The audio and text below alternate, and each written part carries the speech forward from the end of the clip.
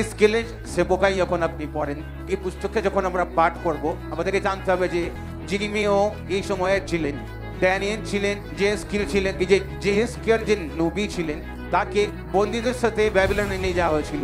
এমন জাতিদের মধ্যে তিনি থাকতেন এবং এরকম ভাবে তাদের সাথে ব্যবহার করা হতো, তাদেরকে প্রতারিত করা হতো। বাইবেল কি বলছে? বন্দীদের মাঝে কাবার নদীর পাশে যখন ছিল, স্বর্গ করে গিয়েছিল। একটু কল্পনা করুন যে আপনার উপরে, পুরো দেশের উপরে একটা বিপত্তি এসেছে, একটা মুশকিল আছে, একটা সমস্যা এসেছে, আর আপনি পরমেশ্বরের সাথে আছেন। সবাই দুঃখী, সবাই কাঁদছে, কিন্তু আপনার জন্য স্বর্গ খুলবে।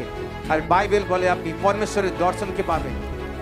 আপনার আশপাশে যতই ইকোনমি খারাপ হোক, মন্দি হোক, শেয়ার মার্কেট পড়ে যাচ্ছে, মুখ পড়ে গেছে, যে কেউ কমিটি নিয়ে পালিয়ে গেছে, লোকেদের বিজনেস ফেল হয়ে গেছে, কোভিড এসে গেছে, যা কিছুই হোক না কেন, পরমেশ্বর একটা মেসেজ দিচ্ছে, বার্তা দিচ্ছে।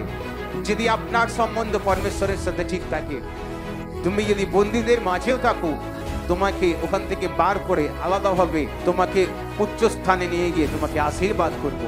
প্রশংসা করো জোরে প্রভু।